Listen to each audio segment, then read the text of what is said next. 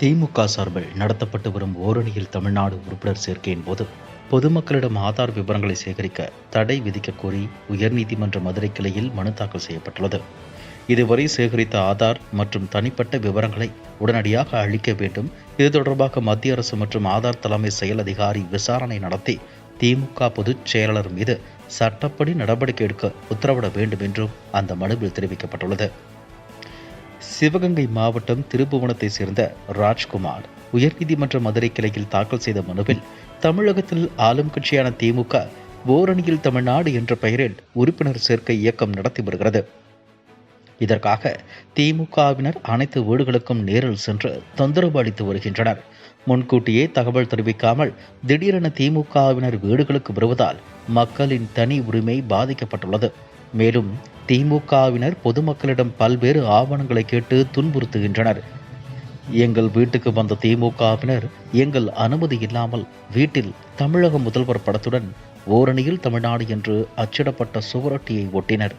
பின்னர் குடும்ப உறுப்பினர்கள் அனைவரின் ஆதார் எண், வாக்காளர் அடையாள அட்டை, வங்கி கணக்கு புத்தக நகல் மற்றும் பிற அடையாள அட்டைகளை கேட்டனர்.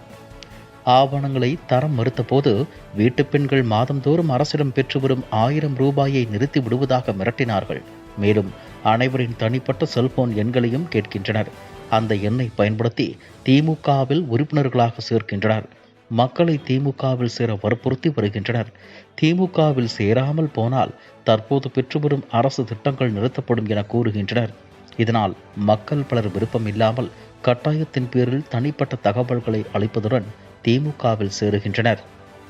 அரசியல் நோக்கங்களுக்காக ஆதார் தகவல்களை சேகரிக்க எந்த அரசியல் கட்சிக்கும் ஆதார் அமைப்பு அனுமதி வழங்கவில்லை. அரசியல் பிரச்சாரத்திற்காக ஆதார் போன்ற தனிப்பட்ட தகவல்களை பயன்படுத்துவது தவறானது. இது தேர்தல் நடைமுறையை கேள்விக்குறியாக்கும் செயல். மேலும் இந்த நடவடிக்கை தேர்தல் சட்டங்கள் மற்றும் நடத்தை விதிகளை மீறுவதாகும். தனிப்பட்ட விவரங்களை கோருவது இந்திய குடிமக்களின் அடிப்படை உரிமைகள், சுதந்திரம் மற்றும் தனி உரிமைகளை மீறுவதாகும்.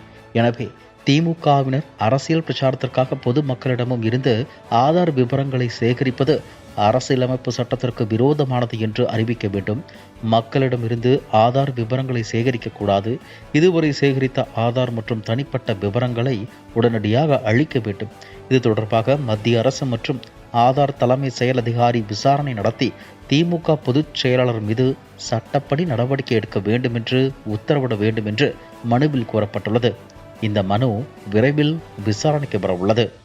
கடந்த ஜூன் மாதம் மதுரையில் நடைபெற்ற திமுக பொதுக்குழுவில் ஓரணியில் தமிழ்நாடு முன்னெடுப்பை முதலமைச்சரும் திமுக தலைவருமான மு.க.ஸ்டாலின் அறிவித்தார்.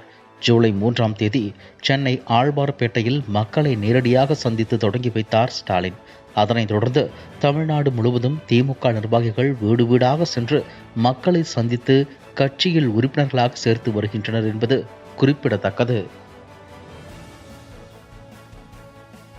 இதுபோன்ற செய்திகளை மேலும் தெரிந்து கொள்ள எங்களது யூடியூப், ஃபேஸ்புக் மற்றும் ட்விட்டர் ஆப்களை சப்ஸ்கிரைப் செய்யவும்.